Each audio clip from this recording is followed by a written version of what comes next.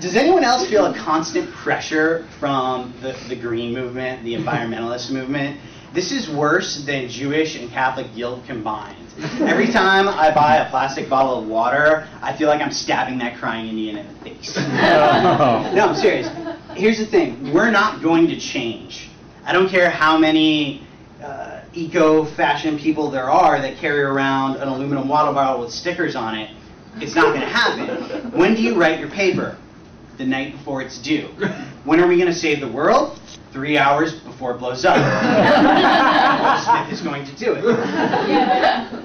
No, but seriously, and that's what it is.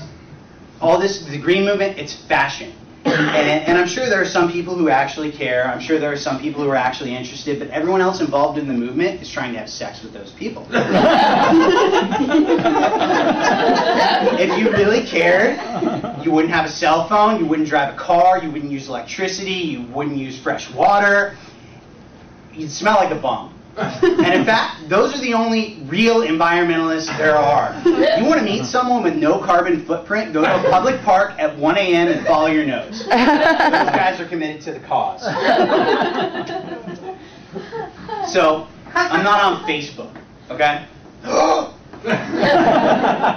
Where do I meet people to have sex with? I have that covered. I'm engaged. I don't have sex.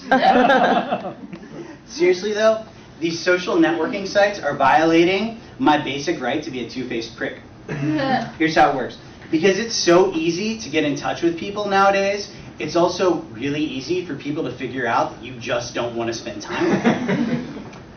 The sites, when you message somebody, it even gives you a confirmation that they read your message. How am I supposed to ignore the invite to your dog's birthday party when you can see that I've seen it? How am I supposed to avoid your band's crappy show when I've gotten 80,000 evites? And the problem is, you know, people say, well, then just don't have a Facebook, and I don't, you know. But then you get a million people asking, why don't you have a Facebook? Why aren't you online? They look at you like you're some kind of pop culture leper who can't work the internet. And I get porn and free music just like everybody else. I just don't need a page to brag about it. What you can't do is tell the truth. When someone says, why don't you have a Facebook? You can't say, because I don't care.